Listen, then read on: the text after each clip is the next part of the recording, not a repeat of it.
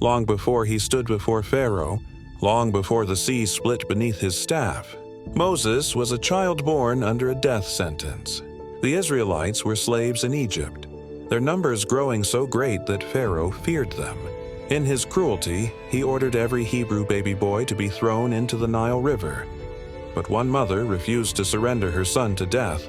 She hid the child for 3 months, and when she could hide him no longer, she placed him in a small basket, sealed it with pitch, and set it gently among the reeds along the riverbank. She named him Moses, meaning drawn out, and watched from a distance, her heart trembling with hope. The basket drifted until it was discovered by Pharaoh's own daughter. Moved with compassion, she lifted the child from the water and chose to raise him as her own. And by God's quiet design, Moses' own mother was hired to nurse him. The boy who was born a slave was raised in a palace. Moses grew in the halls of Egypt, learning the language, customs, and wisdom of the most powerful empire on earth. He wore fine clothing, ate royal food, and lived as a prince. Yet he never forgot who he was. One day, as a grown man, Moses went out to see his own people laboring under cruel masters. He witnessed an Egyptian beating a Hebrew slave. Rage and justice burned within him. Looking around and seeing no one, Moses struck the Egyptian and buried him in the sand.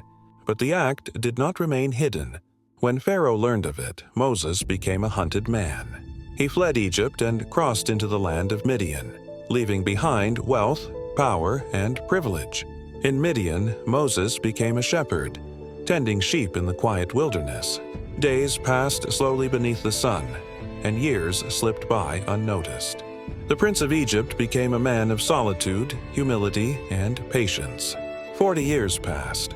Then one day, as Moses led his flock near Mount Horeb, something caught his eye. A bush burned with fire, but it was not consumed. Moses approached, and a voice called out from the flames, "Moses! Moses!" It was the voice of God. God told him the cries of Israel had reached heaven. He had seen their suffering. And Moses, once a prince, now a shepherd, was chosen to lead them out of Egypt. Moses trembled. He doubted his ability. He questioned his speech. But God assured him, "I will be with you." And in Moses' hand, God placed a staff, a simple shepherd's stick that would soon display divine power. Moses returned to Egypt with his brother Aaron by his side.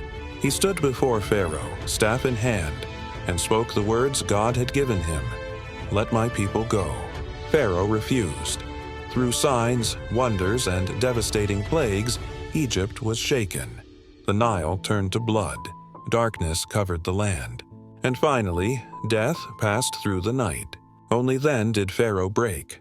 The Israelites left Egypt in haste, no longer slaves, but a people set free. Yet freedom was not without fear.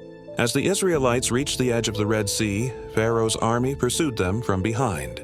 Panic spread through the camp. But God commanded Moses to raise his staff. Moses stretched out his hand over the waters, and the sea divided.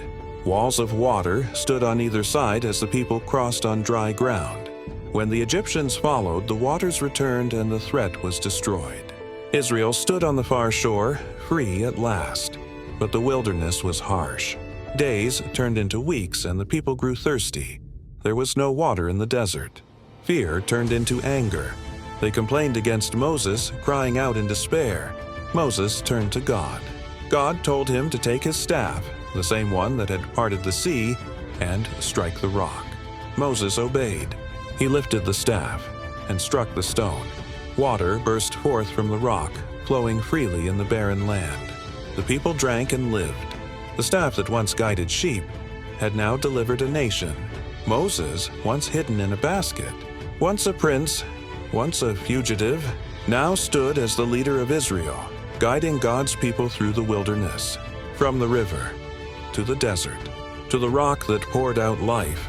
The story of Moses reminds us that God prepares his servants in hidden seasons, and that even the simplest tools, when placed in his hands, can bring freedom, provision, and hope.